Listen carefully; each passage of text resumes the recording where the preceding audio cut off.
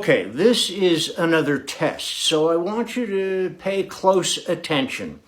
As you can see right here, this is a glass of grape juice. Grape juice. And what I'm going to do next, I'm going to pour a glass of wine. Now look closely because they do look very similar. And by similar, I mean they are practically indistinguishable. And I'll prove it to you. Watch very closely. You're going to see how difficult it is to tell the two apart.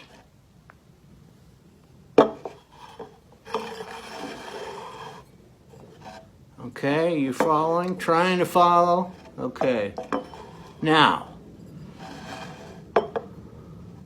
this test again is for some of my special viewers, but can you tell me now which is the wine and which is the grape juice?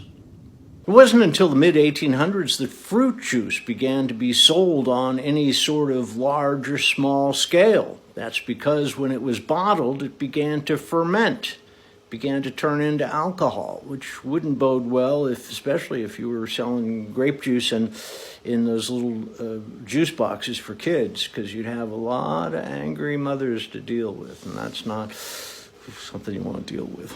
Then a man named Louis Pasteur came up with a method called pasteurization, which is weird because both his name and the method were so similar. But what it would do was stop fruit juices, grape juice, from fermenting, which I don't know how much people really cared about that until the temperance movement started to take hold around the mid-19th century. And this was a group of people who said, stop it with the drinking. We don't want you to a bunch of angry spouses who were angry at their spouses for getting shit-faced too much. And so the temperance movement was born. In turn, this temperance movement seemed to affect several religions, including the Methodists, the Catholics, and Jewish people who used actual wine in their ceremonies.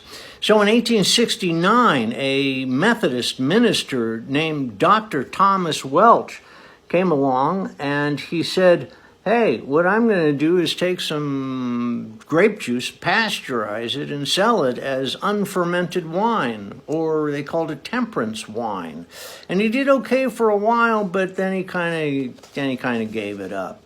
That may be also because he was such a slob, drinking all of that grape juice left a mark. A few years later, though, his son, Charles, picked up the business, and as the temperance movement gained momentum around the end of the 1800s and certainly into the early 1900s, before Prohibition, the business really started to pick up, and Charles decided to name the product grape juice, and that's what became Welch's grape juice, all of which I found to be an inspiring story. And I personally have decided to develop a method whereas I can go to the grocery store, I can buy a bottle of cheap grape juice and reverse the pasteurization process.